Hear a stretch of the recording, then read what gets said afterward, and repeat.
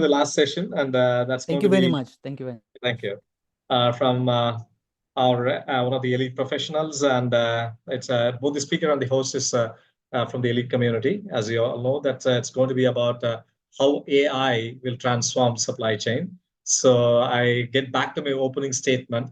Everyone talks about it. No one knows how to use it, and everyone else is thinking that the other person is using it. So they also say that I am using it. So that is AI. So I don't know how Rishi from Anamind is going to defend that, and Viraj from Wrestling UK, and he's based out of London, and he's coming on. He has come on holidays, and I pulled him out again, and so this is the second elite I pulled pull them out of the holidays. And but he is kind enough because it's a very short, breezy holiday for Viraj, and he said I'll find my time. And thank you so much, Rishi and Viraj, and over to Viraj. Pleasure is mine. Thank you, Venkatesh, and nice to meet you, Rishi. Thanks, Venkatesh. And Pleasure is mine, Viraj. I And think thanks for taking time out on your holiday. I didn't know this. no, absolutely. I think this is a great opportunity and great conversations, and Look forward especially to with it. the topic of AI, which is not only I would say in India, but across I would say UK and Europe. AI is I would say the buzzword now. So Very on that, much. I would start the first question, which is interesting, is that can AI-powered demand planning adapt unforeseen disruptions like natural disasters or sudden shifts in consumer behavior? And if so, how do you see it? Right. So I think before I answer that, let me set the premise when we talk about AI. Since you said it's a very high buzzword, what exactly is it is, and what's the expectation? Because many times I feel it's kind of becoming a crystal ball, so I can do everything. So AI is powered by algorithms, right? And these algorithms are not really new, that they're coming out of labs today. Some of them, like regression, logistics, and linear regression, have existed for 200 years.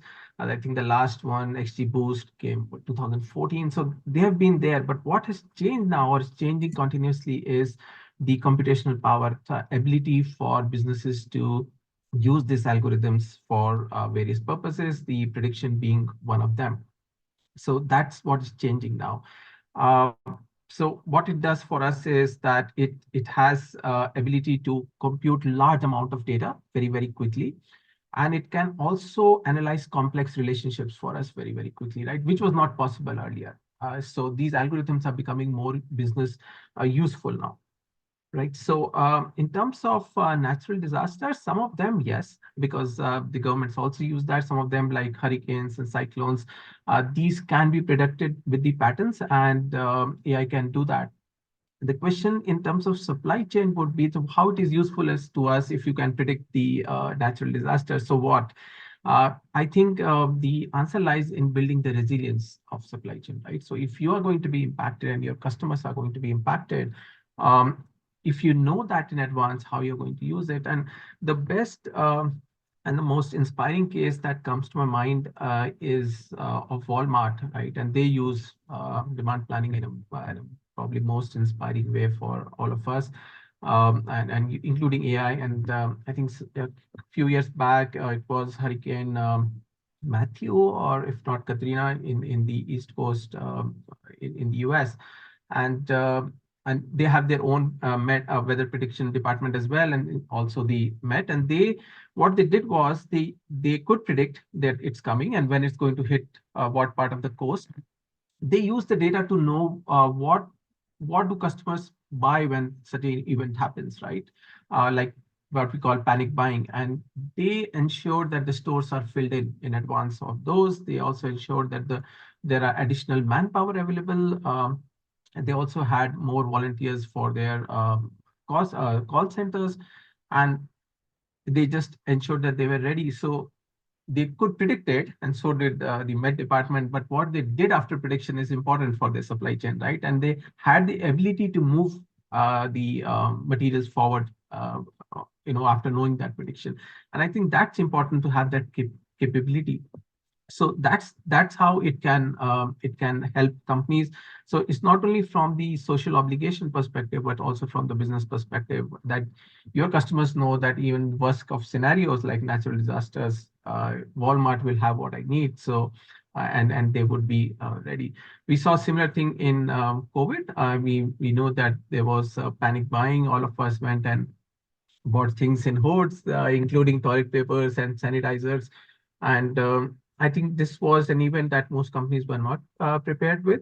But should it happen next time, if your company is prepared, that and you know what products will be in demand, that's how you would have made. And AI really helps you get there. So it can undermine the patterns and help the companies in that sense.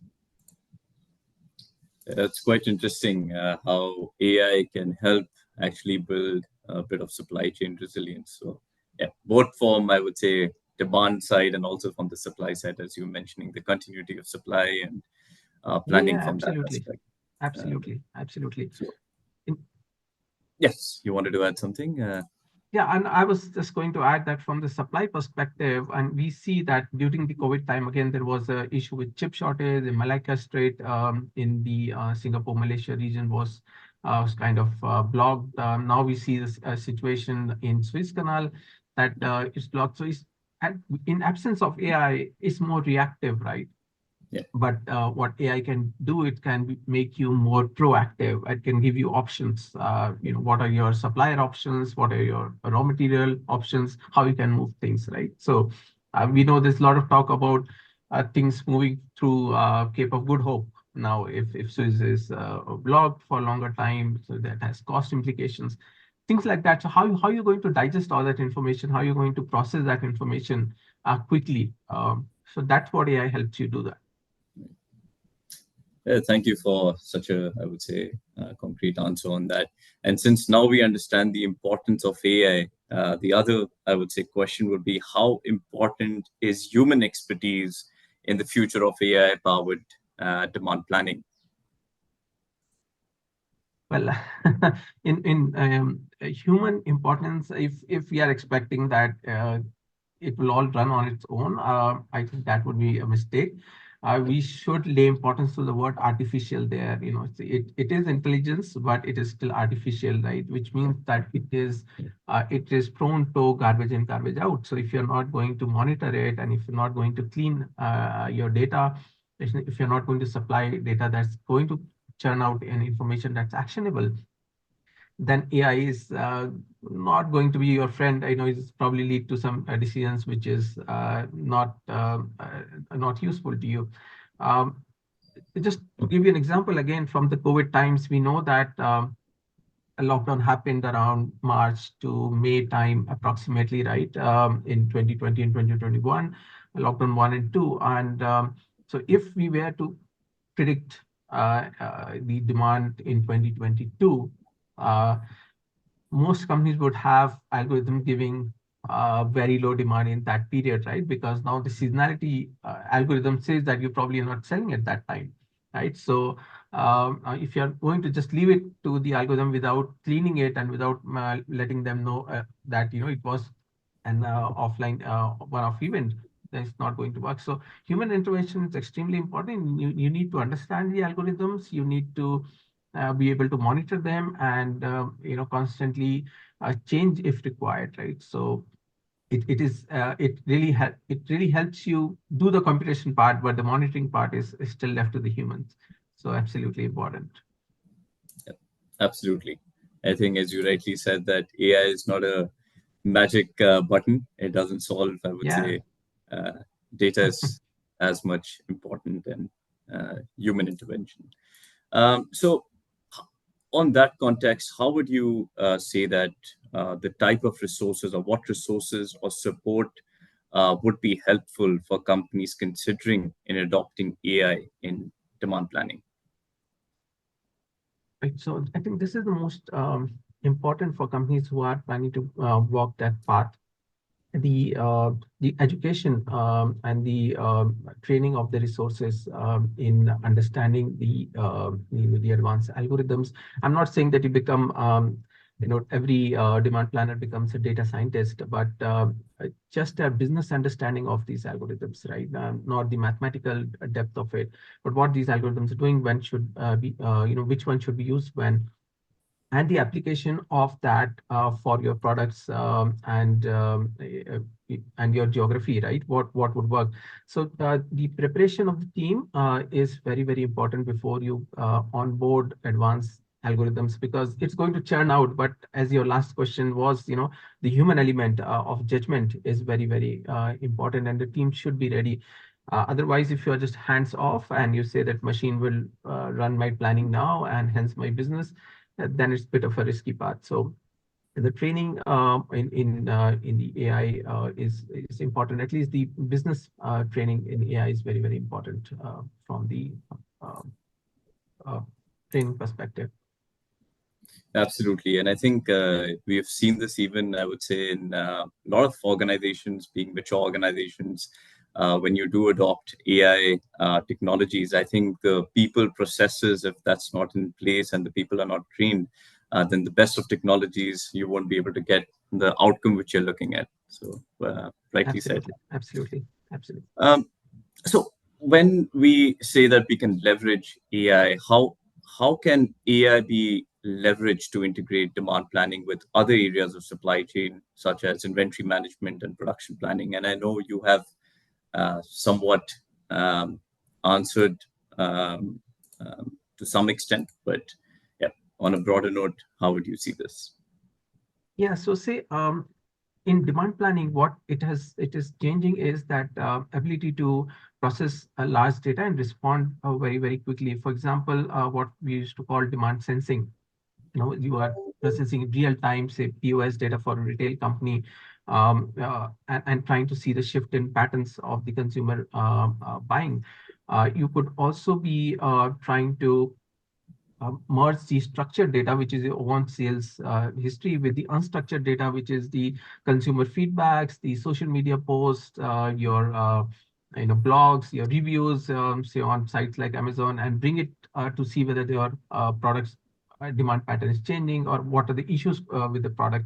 Share that with your supply side of things. The production could take action much faster, and realign the response to that shifting pattern much more quickly. On the supply side and the logistics side, the simulations on the possible issues in the logistics, right? So if there are the congestions happening, if there is issues with the supplier, how you're going to respond. So can you have the plan Bs for the supplier 2, supplier 3, and can you how soon can you activate those plans? So there are certain times where there are issues with the demand and you need to respond to that, and there are certain times there is issue with the supply, right? And then you need to respond to that. So AI really helps you simulate those situations from end-to-end perspective, and bring it together. So again, that brings in this resilience in the supply chain planning activity to a large extent, which was not possible earlier, and helps you respond. In fact, as I was talking, I remembered an interesting example of a company that was making these it was an F&B space. They used to make these various ketchups, and one of the products was the onion garlic paste. And this happened much before we were talking about AI. And they realized back in 2000, I think 15 or 16, there was an onion shortage in the country. There was a huge price increase, and people were, there was unprecedented price hike in the of onions. And without realizing that there is a shift in the demand, this company realized that there is a sudden and much later that there was sudden rise in the buying pattern of this onion garlic paste in the month of April, which is not typically seasonal month for this kind of product, because this is usually a winter product where people use it. So they were not expecting it. When they realized it, when they went out of the packing material for it. So they kept on meeting the demand till they had a packing material. But when they realized something is not right, when they went out of the packing material. Now these are things that in today's world, you should be able to capitalize on by, figuring out that the consumers are now, there's something happening, right? There's a geopolitical event, or there's event like shortage in the production of onions, and then your demand for this product can go up. And then you align your supply side, you have your packing material, your logistics all aligned, and you gain that market share probably, which you didn't have earlier. So that's a huge power that AI is now bringing it for the companies if they're really proud of. Very interesting.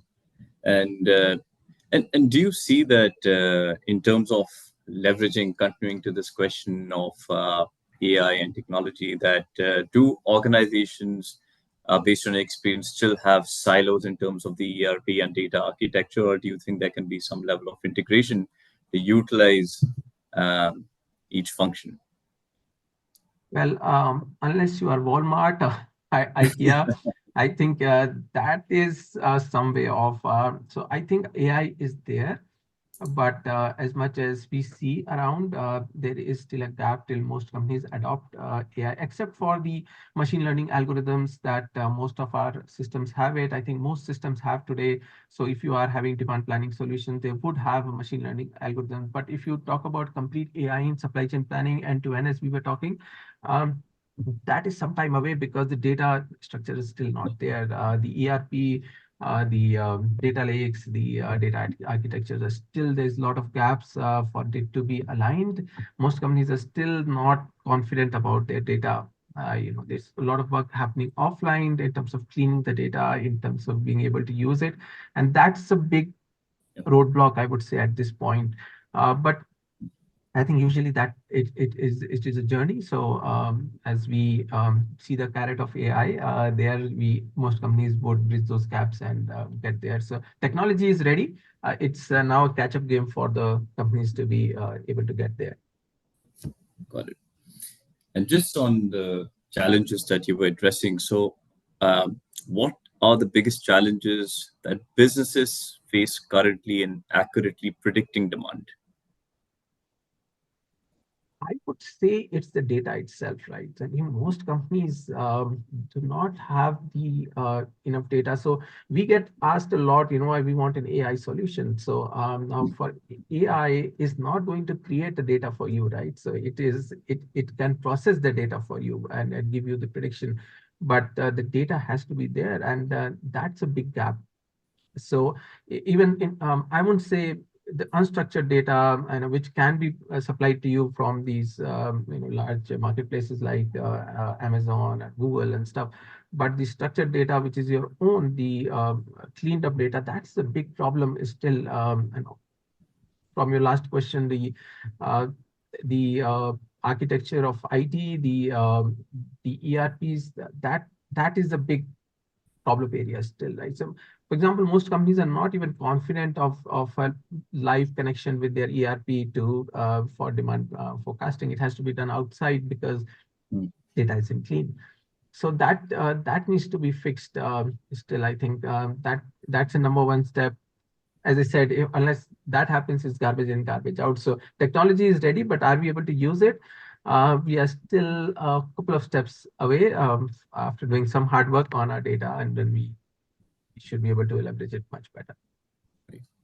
Having said that, trust me, but there are a lot of companies who are there as well, right? So they're always leaders in the industry. They're always, early movers, and they're important because they show the way that, hey, look, if you do it what we did, you get the same benefit as we are getting. So, and I think companies are working towards it, most of them.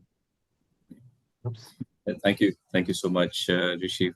I think I'll see if there are any questions from the audience as well. We have, I would say, 5 minutes. So open the floor if anybody has any questions. My question to Rishi is, what is the one reason an organization in India should opt for your solution? One? Reason. Yeah. Okay. There are a lot of reasons. I think because they can't do without it. right? So if you're still using Excel, then you're already losing out on the competitive edge, right? So Excel has served us all very well for decades, and we have a lot to thank Excel for. But I think this time has come to move up to at least start with the basic forecasting tool with machine learning algorithms, if even if it is not full-fledged demand to production planning, but at least the demand planning, these first starting points should really lead the way in AI. It is a competitive necessity, I would say. That's one big reason. It's a survival game now if you're not using AI-based solutions. Okay. And what is the single benefit? The customers all often say that after going on with your implementation, they have got, it could be, let's say, savings, or the headaches they got, the white spaces in the existing ERP got filled. What are the 2 or 3 things which you hear from your customers? The time and resources. Yeah. Yeah, so obviously the speed. First thing is the accuracy, right? So with AI based algorithms in planning, you are much more accurate, which directly frees up your working capital, right? So if you're more accurate, now you're more confident, your inventories are much more leaner, and then you free up your capital and your service levels go up. And I was just reading just 2 days back in McKinsey's report, and it said as per their survey, AI-based solutions have uh, have benefit of like 35% in inventory levels and up to 65% in terms of service levels, 15% in terms of logistics costs, right? So it directly has an impact on the accuracy, and that gives you confidence. So it's all there on the table in terms of money. Okay. And any specific set of industry verticals for your solution, like FMCG, oil and gas? Yeah, so we work with companies across 8 sectors. So, but just to give you the most companies where we are getting most traction is pharma, chemicals, and the F&B, apart from the CPG. So these are the companies where there's more urgency in adopting the solutions today. Okay. So a question from Sadik is, data is available heavily, but the expertise, probably, you're not sure about that. Or where do we stand in the AI ML capabilities? Yeah, so as Viraj and I were discussing, the training of the team is important. And now I should mention that what we have been doing we have also been offering planning as a service where we take over that expertise, right? Because we work in day and out. This is our bread and butter. So we do we take care of the expertise of the algorithms, and whereas the businesses take care of the utilizing that data and running with it. So that's how we kind of divide the responsibility, and we ensure that we give them the best output. So that's one way to hit the road running very, very fast. The other way is to train internally and train your teams and keep training them in terms of the attrition as well. But there is no other way but to have the expertise. I totally agree with. I think globally, I think there's a huge deficit in that space. Yeah, and that's what we are trying to fulfill with offering the expertise ourselves. Okay. So Viraj, how is it going in UK? Well, it's as you know, it's very interesting to hear Rishi, because I think what we do is a bit similar, because I think we are focused more towards AI, but on the supply side of disruption. So, but in Europe, I think it's become more towards two important questions. One is compliance and regulations which are coming in, whether it's the UFLPA or regulations which can impact supply chains. But the second is also, which Rishi was mentioning, is the continuity of supply. So whether it's a natural disaster. So these are two important hot topics in I would say in UK and in Europe. So, but I think this is one subject we can, 30 minutes is very less. We can go I agree. on and on this. That's true. Absolutely. And so there are a lot of initiatives to make UK as the AI capital. Same is the case with the UAE as well. And I know Sam Altman is in discussion with the Abu Dhabi fund for his, I think, a $7 trillion dream in AI. The Sheikhs of Abu Dhabi have been talking. So I'm not sure. Probably he has got a sort of a tentative buy-in, except that the Senate has to clear that. That's a whole thing. But it is I'd say, a bold initiative, big, huge, audacious goal. Yeah. So let's see how things are taking up. But otherwise, it's a pretty interesting space. And there is another question which has come up in the chat is like, what is the status of implementation of AI in manufacturing firms?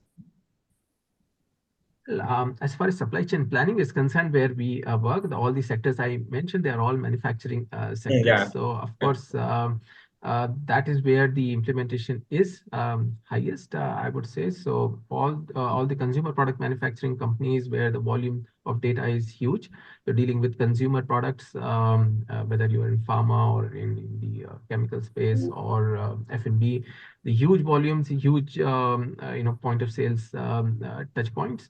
So that's where the urgency of AI implementation is the highest, and that's where we see the maximum traction. Excellent. And any other question? I'll just check it out.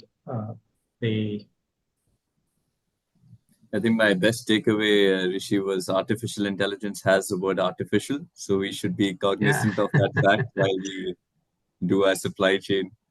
And even for us, I think because when we say do sub-tier visibility and mapping, I think artificial intelligence mapping or autonomous mapping has a level of accuracy. It's never 100%. And as you mentioned, human expertise is always one of the most important. Sometimes I get scared that the expectation is that the machine would do what or think what I cannot, right? And machine can process that data that you cannot, but you still have to have that judgment over the machine, right? So that's where the artificial is very, very important. Yeah, true. And also, like, we also identified from CII there is a lot of skilling opportunities within AI. So we have launched an AI training program. Okay. That we're planning to roll out for 2 years from now. And the only beauty is since it's rapidly evolving, so what I spoke last month will not be relevant this month. So we updated it, and that has been updated. The content has been updated as early as last week, I can say. So that is we also bring in why NVIDIA is a leader in chips, or why the French company within 9 months has become a $2 billion valued startup. So those are things have been included. And is there a catch up from AMD? If yes, what are the strengths they carry? These are free handouts we are going to give as part of the training program, not just telling what is prediction machine or AI and ML. So we're also telling that what is happening there, so it is not that even somebody reading it and maybe still disconnected with what is happening in reality. So we directly take them to the real situation, and that we are going to do that. Starting from these as simple as the nomenclature, the different terms we use in AI, to the use cases, and really, really like what is actually the prediction happening and what is algorithms. So everything we are going to cover in that program. And the first client is going to be a French multinational. So that's more likely to be signed next week. So we expect a lot of sign-ups happening in that space. So anyone for the organization interested, please do connect with us, and we will be more than happy to be part of your journey. Any other questions? Venkatesh. Sure. Much needed here. Much needed. And Viraj, anything from your side? Any questions to Rishi? I think I've asked all the interesting ones. So, and thank you so much, Rishi, for the answers. Really great. Thanks insights. So much, Viraj. It was great interacting, and like you said, this is probably just the start. We could probably chat on the topic all day, but yeah. True. And also Rishi, I came to know like he has already done some brilliant signups with some of the top-notch corporates, and the journey has just started. And I would love to see when Rishi comes and tell me I have 500 logos with me. I wish that happens before the end of this year. Okay, so that's a wish. because there are very few startups in the space in supply chain planning. So we can count them in India, especially, and the most wanted space actually. And thank you so much, Viraj, for taking your time off, being on holidays, and thank you, Rishi, and thank you, participants, all the participants for staying together, and almost 85% of them stayed all along. That is really amazing. And thank you to my team, Kamashi, Apurva, Kamlesh, Radhakrishnan, who have really pulled out and supported me all along. Without them, it's impossible for me to pull out and stay together with this entire event. Thank you so much, and we look forward to some great engagements from all of you. Thank you. Thank you. Thank you, everyone. Take care. Bye-bye.